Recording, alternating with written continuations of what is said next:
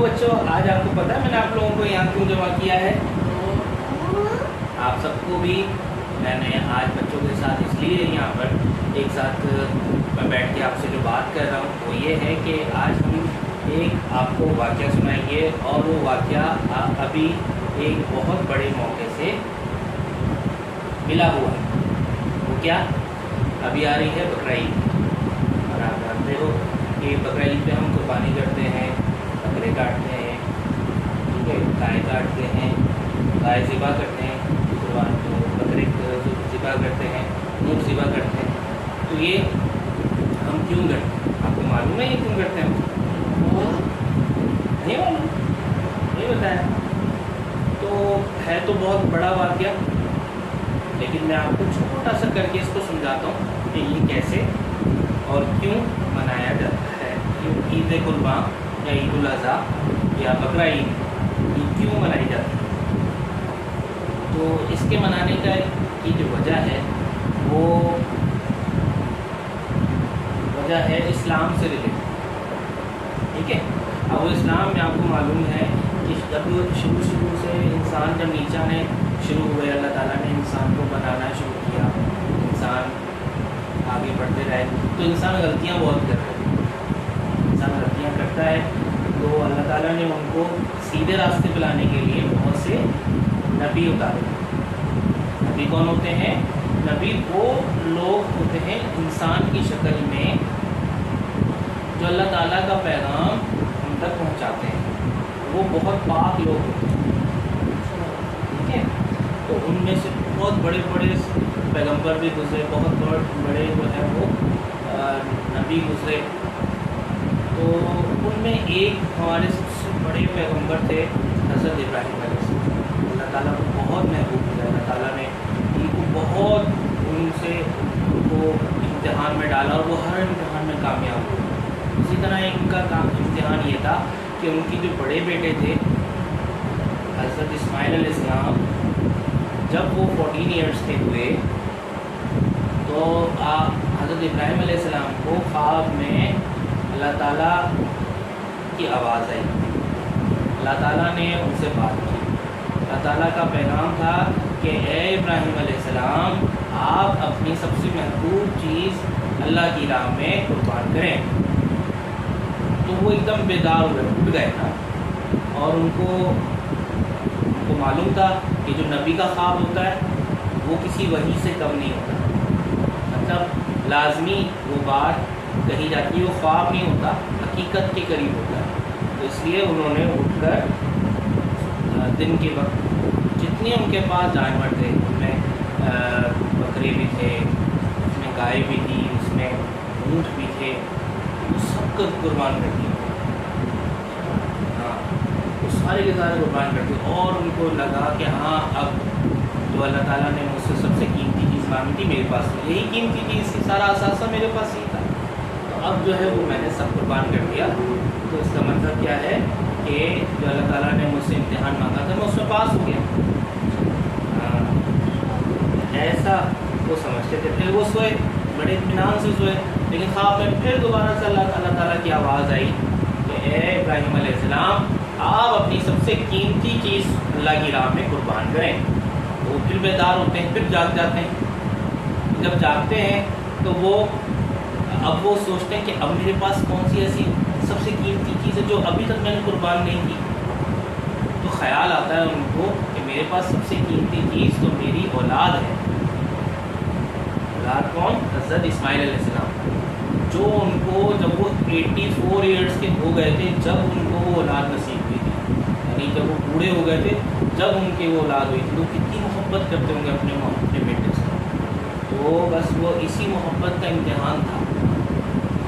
जब उनको ये पता चला कि अल्लाह ताला कह रहे हैं कि कुर्बान करो, तो उन्होंने दूसरा पलट के कोई सवाल भी नहीं किया और अल्लाह की राह में निकल पड़े। सुबह उठे, उठने पर हज़रत हाजरा, बीबी हाजरा अलैहिस्सलाम, जो हज़रत इब्राहीम अलैहिस्सलाम की ज़ौजा थी, यानी कि वाइफ थी, और हज़रत इस्माइल अलैहिस्सलाम की वालिदा थी, अम्मी थी। तो उनको कहा कि आप हज़रत इस्माइल अलैहिस्सलाम को तैयार करें, आज मैं इनको घुमाने लेके जाऊँगा। اور یہ جگہ کون سی تھی؟ یہ جگہ تھی خانہ کعبہ، یہ مکہ شریف، یہ پہلی جگہ تھی، یہ پہلے انسان تھے وہاں پر جو جنہوں نے وہاں پر ڈیرا لگایا تھا۔ حضرت اسماعیل علیہ السلام، حضرت ابراہیم علیہ السلام اور بی بی ہاجرہ، یہ 3 لوگ تھے جو سب سے پہلے خانہ کعبہ میں آ کر آئے تھے، اور انہوں نے ہی سب سے پہلے خانہ کعبہ بنایا تھا، سمجھے آپ؟ ٹھیک ہے، تو پھر کیا ہوا یہ کہ جب وہ تیار کر کے نکلے تو ایک بیٹے کو قربان کرنا، ذبح کرنا ایک فادر کے لیے کتنا دردناک ہوگا، کتنا ان پر جو ہے وہ اذیت ہو رہی ہوگی، ان کو کتنا دل ہو رہا ہوگا، لیکن نہیں، اللہ کا حکم تھا ماننا ہے۔ لیکن جب وہ راستے سے گزر رہے تھے نا، جب گزر رہے تھے تو شیطان آیا انسان کے، وہ اس نے حضرت ابراہیم علیہ السلام کو بہکانے کی کوشش کی کہ یہ تم کیا کر رہے ہو، صرف اللہ کی رضا کے لیے، اللہ کو خوش کرنے کے لیے ایک بیٹے کو قربان کر دو گے، ذبح کر دو گے، گلا کاٹ دو گے اس کو۔ تو وہ سمجھ گئے کہ یہ شیطان ہے جو بہکا رہا ہے، جو مجھے ورگلا رہا ہے، مجھے جو ہے وہ ڈسٹرب کر رہا ہے۔ تو انہوں نے پتھر اٹھائے اور وہ پتھر اٹھا کے اس شیطان کو مارا، شیطان وہاں سے غائب ہو گیا۔ تھوڑی دیر بعد اور ایک اور جگہ جو ہے وہ یہی واقعہ ہوا، دوسری مرتبہ بھی آیا شیطان، اور دوسری مرتبہ بھی آنے کے بعد اس نے یہی کام کیا، بہکانے کی کوشش کی، پھر انہوں نے پتھر اٹھایا اور پھر اس کو مارا، تو پھر وہ بھاگ گیا۔ یہ تیسری مرتبہ ایسا ہی ہوا، ایک اور مرتبہ، یہ تیسری مرتبہ بھی وہ جب شیطان نے آ کے بہکایا تو وہ پہچان گئے یہ شیطان ہے، انسان کے روپ میں آیا تھا، انہوں نے پتھر اٹھایا پھر مارا۔ یہ وہ 3 جگہیں ہیں جہاں انسان کی شکل میں شیطان آیا تھا۔ آج بھی خانہ کعبہ میں ایسی 3 جگہیں نشانی کے طور پہ، پلر کے طور پہ بنائی ہوئی ہیں، اور جب حج ہوتا ہے تو وہ 3 پلرز کے اوپر وہاں ہر مسلمان کنکری مارتا ہے، یعنی چھوٹے چھوٹے پتھر مارتا ہے اس نشانی کو دوبارہ سے زندہ کرنے کے لیے ہے۔ پھر تیسری مرتبہ وہ بھاگ گیا۔ اب حضرت ابراہیم علیہ السلام آگے پہنچے، بیٹے کو لے کے پہنچے، بیٹے کو کہہ رہے تھے، بیٹے کو انہوں نے بتایا کہ آپ کو معلوم ہے کہ میں یہاں کیوں لے کر آیا ہوں؟ آپ نہیں معلوم؟ تو انہوں نے کہا کہ ایسا ہے کہ خواب میں مجھے اللہ تعالیٰ کی بشارت ہوئی، اللہ تعالیٰ نے مجھے حکم کیا کہ میں سب سے قیمتی چیز قربان کروں اللہ کی راہ میں، تو میری ذریعے سب سے قیمتی چیز تو آپ ہو، تو مجھے آپ کو قربان کرنا ہے۔ یہ بات حضرت اسماعیل علیہ السلام نے سنی، تو آپ دیکھیں 14 سال کے وہ چھوٹے سے بچے تھے اس وقت، تو ان کی تربیت ان کی والدہ نے اتنی اچھی کی تھی کہ انہوں نے اپنے فادر کو بولا تو آپ نے پریشان نہیں ہونا ہے، جو حکم ملا ہے آپ کو آپ وہ پورا کریں، میں اس حکم پہ پورا اتروں گا۔ وہ ذرا سے بھی گھبرائے نہیں، حضرت اسماعیل علیہ السلام گھبرائے نہیں، اور انہوں نے بولا کہ ٹھیک ہے میں فوراً تیار ہوں اللہ کی راہ میں تو مارنے کے لیے تیار ہوں، اس سے بڑی میرے لیے اس سے بڑی خوشی تو ہوگی نہیں کہ میں قربان ہو رہا ہوں، اللہ تعالیٰ نے میری قربانی مانگی، اتنی زبردست ان کو خوشی ہوئی تھی۔ لیکن انہوں نے یہ بھی بولا کہ مجھے لگتا ہے کہ آپ مجھ سے محبت بہت کرتے ہیں، تو آپ جو ہے وہ آپ گھبرا جائیں گے اور آپ میرا گردن کٹتے ہوئے نہیں دیکھ سکیں گے، تو آپ ایک کام کیجئے، پہلے میرے ہاتھ پیر باندھ دیجئے اور پھر اپنے آنکھوں میں پٹی باندھ دیں، جب آپ پٹی باندھ دیں گے تو پھر آپ کو میں نظر نہیں آؤں گا، میں آپ کو نظر نہیں آؤں گا تو آپ آرام سے گلا کاٹ سکتے ہیں اور آپ اپنے رب کے سامنے سرخرو ہو سکتے ہیں، آپ نے کامیاب ہو سکتے ہیں، جو اللہ تعالیٰ نے حکم دیا اس حکم پہ پورا اتر سکتے ہیں، سمجھے؟ تو ایسا ہی ہوا۔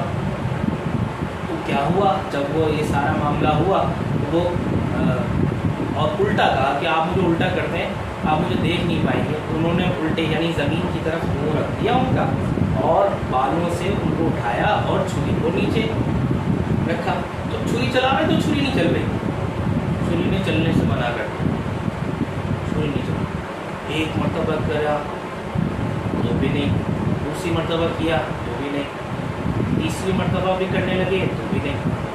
تو پھر کیا کرتے ہیں، جاتے ہیں چھری کو پتھر سے تیز کرتے ہیں اور تیز کر کے لاتے ہیں، اب تو کٹنا ہی تھا۔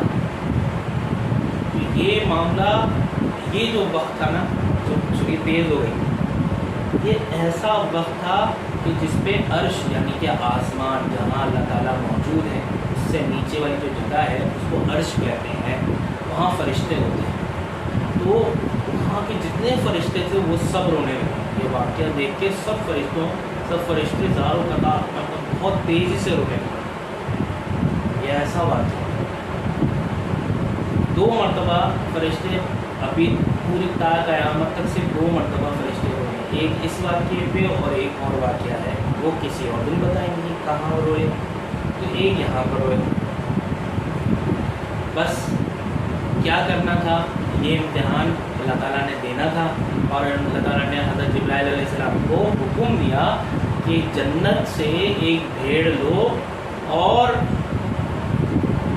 چلے جاؤ نیچے ابراہیم کے پاس، اور جتنی دیر میں یہ سارا معاملہ جو ہے کہہ رہے ہیں کہ اور اسماعیل کو ہٹا کے بھیڑ کو وہاں رکھ، اتنا تیزی سے معاملہ، اللہ تو اللہ ہے نا، اللہ تو سب چیزوں کو روک سکتا ہے، تو وہ سارے معاملات اتنی جلدی ہوئے کہ جہاں وہ چھری چلنی تھی حضرت اسماعیل علیہ السلام کے گلے پر، وہ چلی اس بھیڑ کے اوپر جو جنت سے ہے۔ ہاں ایسا ہوا۔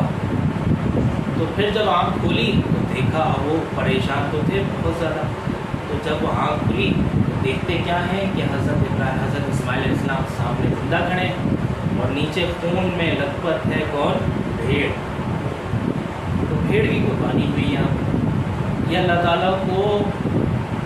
تعالیٰ نے حضرت ابراہیم علیہ السلام سے کہا کہ آپ اپنے امتحان میں سرخرو ہوئے، کامیاب ہوئے، اس وجہ سے آپ کو اللہ تعالیٰ نے ایک لقب دیا۔ وہ لقب پتہ ہے کیا ہے؟ ابو الانبیاء۔ ابو الانبیاء کا مطلب کیا ہوتا ہے؟